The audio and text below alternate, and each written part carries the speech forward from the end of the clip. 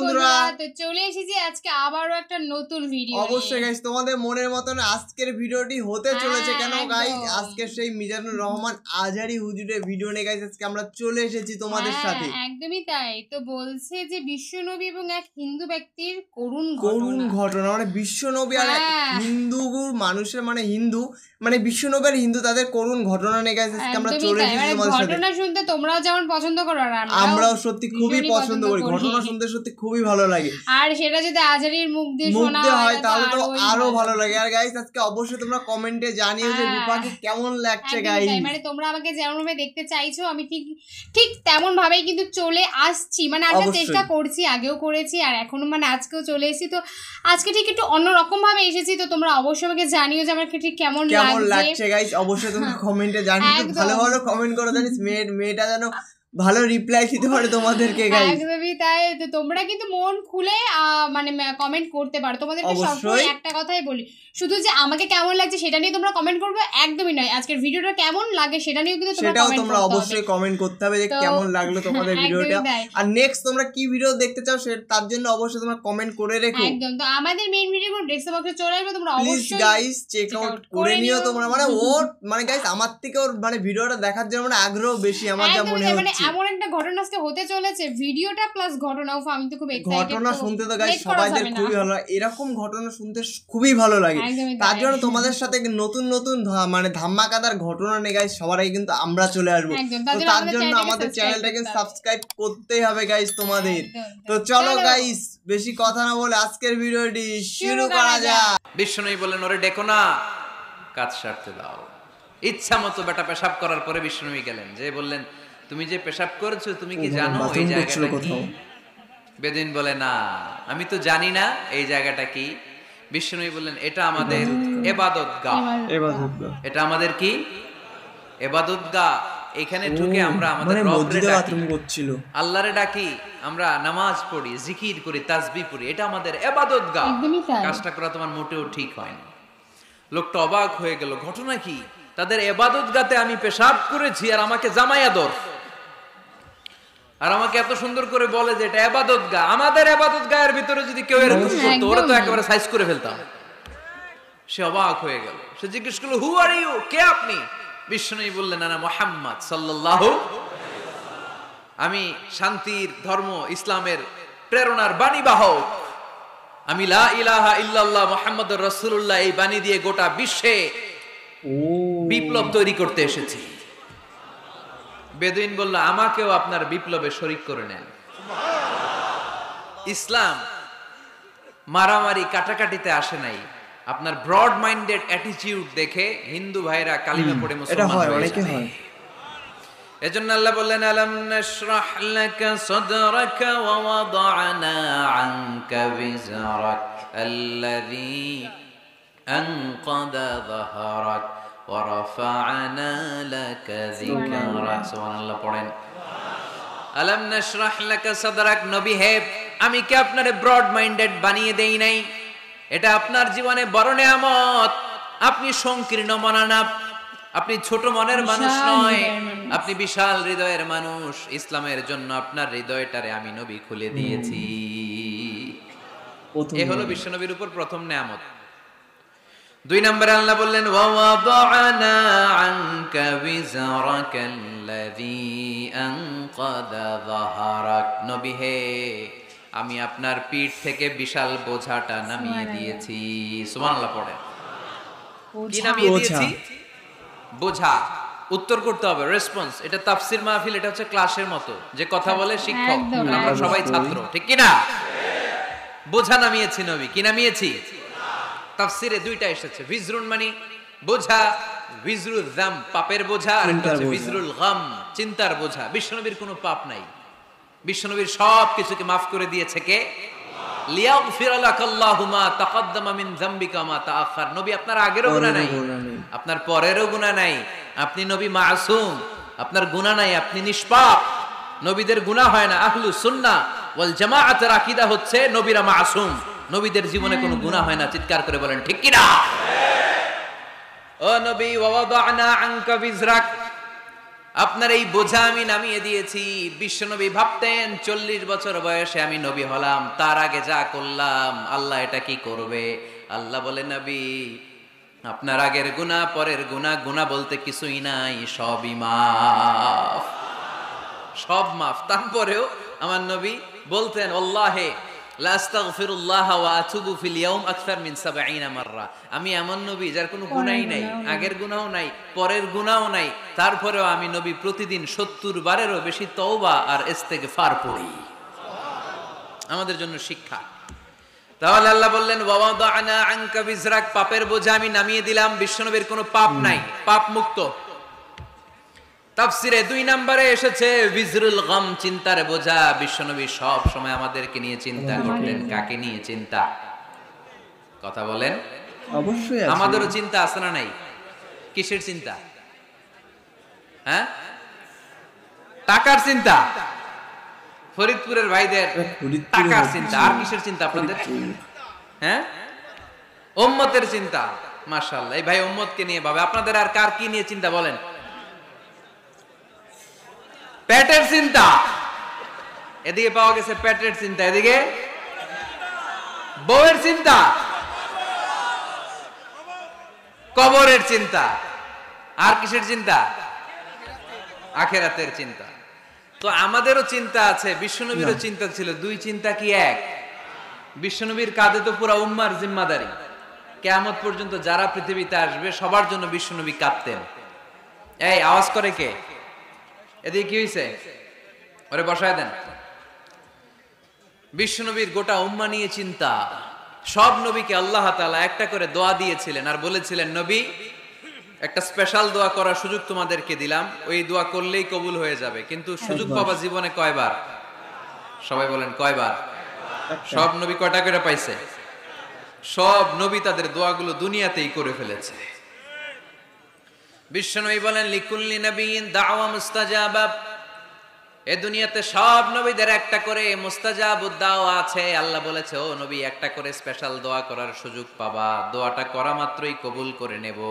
বিশ্বনবী বললেন, এই পৃথিবীর বুকে যত নবী রাসূল দুনিয়ায় এসেছে সব নবীরা তাদের স্পেশাল দোয়া দুনিয়ায় করে ফেলেছে, ইল্লা আনা, কিন্তু আমি করি নাই। বিশ্বনবী বললেন, ওয়া ইন্নী আখতাবিউ দাওয়াতি শাফাআতান লি উম্মতি ইয়াউমাল কিয়ামাহ। আমি আমার স্পেশাল দোয়াটা করি নাই।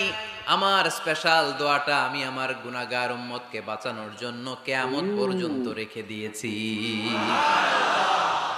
আমরা যেদিন বিপদে পড়ে যাব, যেদিন আমার আব্বা আমারে চিনবে না, আমি আমার আব্বারে চিনব না, নেতা তার কর্মীরে চিনবে না, কর্মী নেতারে চিনবে না, ঠিক কি না? পীর সাহেব মুরিদরে চিনবে না, মুরিদ পীর সাহেবরে চিনবে না, স্বামী তার স্ত্রীরে চিনবে না, স্ত্রী তার স্বামীরে চিনবে না। নবী থেকে শুরু করে, অলি থেকে শুরু করে, শহীদ থেকে শুরু করে সবার মুখে একটাই জিকির, ইয়া নাফসি ইয়া নাফসি ইয়া নাফসি। আকাশের সূর্যটা যেদিন মাথার কাছে চলে আসবে, জমিনটা তামার জমিন হয়ে যাবে। সূর্যের তাপে মাথার মগজগুলো ভাতের মাড়ের মতো গলে গলে নাকের ছিদ্র, কানের ছিদ্র দিয়ে টপ টপ করে বেয়ে বেয়ে নিচে পড়বে। ওই কঠিন দিনে কেউ কাউরে চিনবে না। বিষ্ণু বললেন, ওই দোয়াটা আমি দুনিয়ায় করি নাই। আমি বদরের যুদ্ধে মার খেয়েছি, উহুদের যুদ্ধে দাঁত ভেঙেছি, আমি না খেয়ে পেটে পাথর বেঁধেছি। আমি যদি ওই দিন দোয়া করতাম, আল্লাহ দোয়া কবুল করে নিত, জান্নাতি খাবার দিয়ে দিত, আমার মায়ের খাওয়া লাগতো না, তায়েফে আমার রক্ত ঝরতো না, দোয়া করলেই কবুল। কিন্তু ওই দোয়াটা আমি দুনিয়ায় করি নাই। ওই দোয়াটা আমার জন্য, আপনার জন্য, আমাদের জন্য বিশ্বনবী জমা রেখে দিয়েছে। এজন্য বিশ্বনবীর চিন্তা আর আমাদের চিন্তা এক চিন্তা না। বিশ্বনবীর পুরা উম্মতের চিন্তা, কিয়ামত পর্যন্ত যত মানুষ আসবে সবাই আমার উম্মত, না জানি তাদের নসিবে কি হয়ে যায়। এই চিন্তার বোঝা বিশ্বনবীকে কাবু করে ফেলেছিল। আল্লাহ বললেন, নবী নো টেনশন নিও না, কোনো টেনশন নাই। আপনার এই চিন্তার বোঝাকে আপনার পিঠ থেকে আমি আল্লাহ নিজ দায়িত্বে সরিয়ে নিলাম। এজন্য আল্লাহ বললেন, আলাম নাশরাহ লাকা সাদরাকা ওয়া ওয়াদা'না আনকা বিজরাক আল্লাযী আনকাদা যাহরাক। যেই চিন্তার বোঝা আপনাকে কষ্ট দেয়, যেই চিন্তার বোঝা আপনারে পেরেশান করে তোলে, আপনার পিঠ থেকে ওই চিন্তার বোঝা নবী আমি সরিয়ে নিলাম। কি দিয়ে সরিয়ে নিল? কোরআনের আলো দিয়ে। আওয়াজ করে বলতে হবে, কি দিয়ে? বিশ্বনবী মক্কায় দেখতেন মূর্তির পূজা হয়, আল্লাহর ঘরের ভিতরে 360টা মূর্তির পূজা। বিশ্বনবী দেখতে পেলেন দুর্বলের উপরে সবলের অত্যাচার, বিশ্বনবী দেখতে পেলেন নারীদেরকে অত্যাচার করা হয়। কন্যা সন্তান হলে বাবা তার মেয়েটাকে নিয়ে জঙ্গলের ভেতরে ঢুকে কিংবা মরুভূমির ভেতরে যে জীবিত দাফন করে দেয়। ওয়াইদাল মাউউদাতু সুইলাত ওয়াদুল বানাত, বিশ্বনবী এগুলো দেখতেন চারপাশে। দেখে এই পথহারা জাতিকে কিভাবে উদ্ধার করবেন, কি দিয়ে উদ্ধার করা যায়, এই টেনশনে বিশ্বনবীর পিঠ বাঁকা হয়ে গিয়েছিল। উপমা বাঁকা হয়ে গিয়েছিল, বিশ্বনবী সব সময় পেরেশান থাকতেন। আল্লাহ বললেন, নবী টেনশনের দরকার নাই, হেরা গুহায় এমন একটা নূরের আলো দিয়ে আমি আপনারে আলোকিত করব, যার মাধ্যমে সব পেরেশানি দূর হয়ে যাবে। আলাম নাশরাহ লাকা সাদরাকা ওয়া ওয়াদা'না আনকা বিজারাক আল্লাযী আনকাদা যাহারাক। আপনাকে পেরেশান বানিয়ে দেয় এরকম সব চিন্তার বোঝা আমি আল্লাহ সরিয়ে নিলাম। সুবহানাল্লাহ। দুইটা নেয়ামত শুনলাম, এবার 3 নম্বর নেয়ামত আল্লাহ বললেন ওয়া রাফা'না লাকা যিকরাক। এটা মুখস্থ করতে হবে আজকে, আমার সাথে সাথে পড়েন ওয়া রাফা'না লাকা যিকরাক। সবাই বলেন নাই, পড়েন ওয়া রাফা'না লাকা যিকরাক ওয়া রাফা'না লাকা যিকরাক। নবী হে, আপনার সম্মানকে আমি আকাশচুম্বী করেছি। I have dignified your status high and high, the highest peak. আপনার মর্যাদা উঠাতে উঠাতে আকাশ বাতাস ছাপিয়ে সাতাকাশ কাঁপিয়ে আরো সের উপরে নিয়ে গিয়েছি।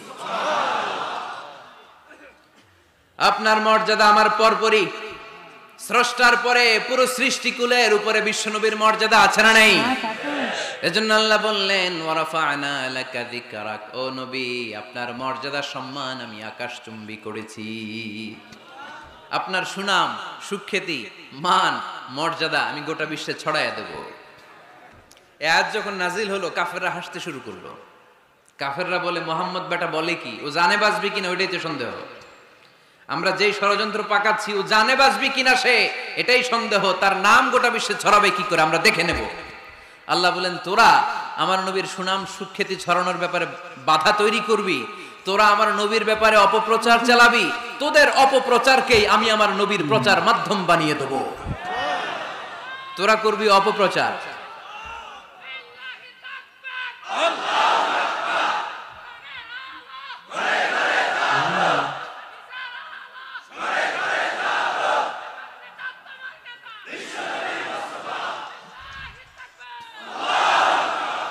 তোদের অপপ্রচারকে আমি আমার নবীর জন্য প্রচার মাধ্যম বানিয়ে দেব। এরকম অনেক সময় হয় না যে কেউ কেউ অপপ্রচার করে কারো বিরুদ্ধে, এটা তার জন্য প্রচার হয়ে যায়। কেউ অপপ্রচার চালায়, আল্লাহর মেহেরবানিতে ওইটা তার পাবলিসিটি হয়ে যায়। তার আলাদা করে প্রচার বিভাগের টিম তৈরি করা লাগে না, তার বিরোধীরাই তার প্রচার বিভাগের কাজে নেমে পড়ে।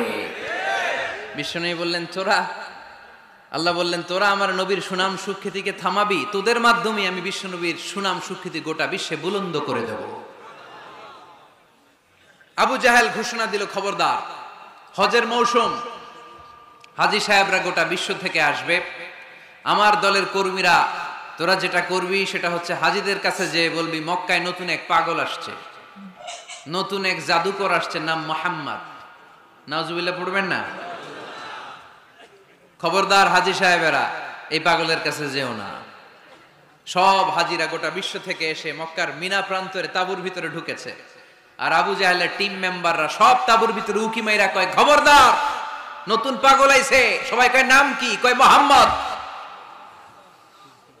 নতুন পাগল এসেছে, নাম মুহাম্মদ।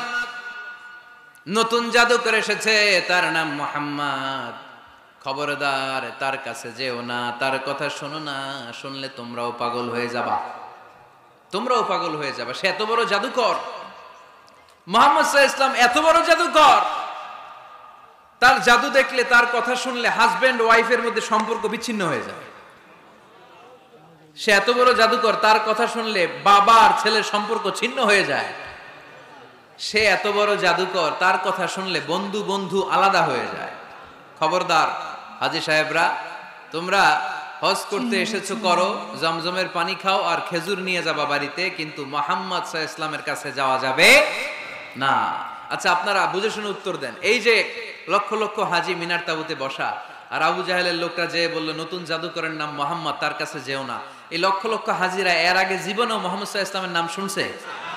তার মানে মোহাম্মদ সাল্লাল্লাহু আলাইহি ওয়াসাল্লামের নাম তাদের কানে পৌঁছে দেওয়ার দায়িত্ব আবু জাহেল নিজেই নিয়ে নিয়েছে। চিল্লায় এখন ঠিক কি না? অপপ্রচার প্রচার হয়ে গিয়েছে। আর সবাই মনে মনে ভাবে কয় কি এত বড় জাদুকর, হজ করি আর না করি আরে না দেখা যাওয়া যাবে না, হজ তাড়াতাড়ি কোন রকম সাইরা এই জাদুকরের কাছে আগে যাব, দেখি কেমন জাদু দেখায়, দেখি কত বড় ম্যাজিশিয়ান, দেখি তো কত বড় পাগলের। কারণ আল ইনসানু হারিসুন আলা মা মুনিআ, মানুষকে যেটা নিষেধ করা হয় বেশি মানুষ এটা করতে চায়। যদি বলি ওদিকে যাবি না, ওর বাপের কিরা ওদিকে যাবে, ঠিক কি না? এটা আমাদের স্বভাব, আমাদের খাসলা, করতে চাই বেশি, আমাদের বৈশিষ্ট্য। যেটা আমাদেরকে নিষেধ করা হয় বেশি ওটা করতে মন চায়। সব হাজিরা মনে মনে ভাবলো আমরা যাব যাব, তোরা যতই বলিস না কেন যাব যাব, হজের পরে অবশ্যই যাব। দেখা গেল হজের পরে বিশ্বনবী মুহাম্মদুর রাসূলুল্লাহ সাল্লাল্লাহু আলাইহি ওয়াসাল্লামের বাড়ির সামনে বিশাল বড় গ্যাদারিং শুরু হয়েছে।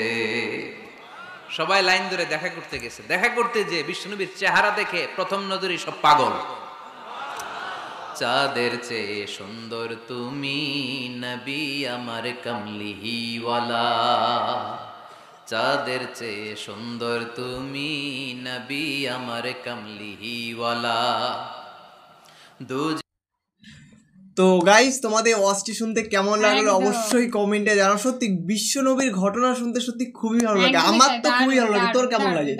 আমার এমনিতেও ওনার বিশেষ করে আজারি হুজুরের মুখ দিয়ে কোনো কিছুই শুনতে আমার মানে জাস্ট ওয়াও লাগে। আর সেটা যদি ঘটনা হয় না গাইস, আমাদের তো বিশ্বনবীর ঘটনা শুনতে খুবই লাগে। বিশ্বনবীর বহুত ঘটনা আছে, মানে এত সুন্দর সুন্দর ঘটনা। অবশ্যই তোমরা কমেন্ট করো তো, অবশ্যই ভালো ভালো ঘটনা নিয়ে গাইস আমরা তোমাদের সাথে চলে আসবো। সত্যি মানে এইগুলো সত্যি শুনলে খুবই ভালো লাগে। আর সত্যি কথা ওনার একটা কথা আমার খুব ভালো লেগেছে, সেটা হচ্ছে যে বলছে যে একটা সময় আসে যে সময় নাকি কেউ কাউকে চেনে না, আমিও তোমাকে চিনবো না, তুমিও আমাকে চিনবে না, মানে এরকমও নাকি সময় আসতে পারে। অবশ্যই আসতে পারে। উনি যে কথাটা বলেছে একদম সত্যিই বলেছে। মানে হয়তোবা সবার সিচুয়েশন এক হয় না, কিন্তু আসতে কিন্তু পারেই।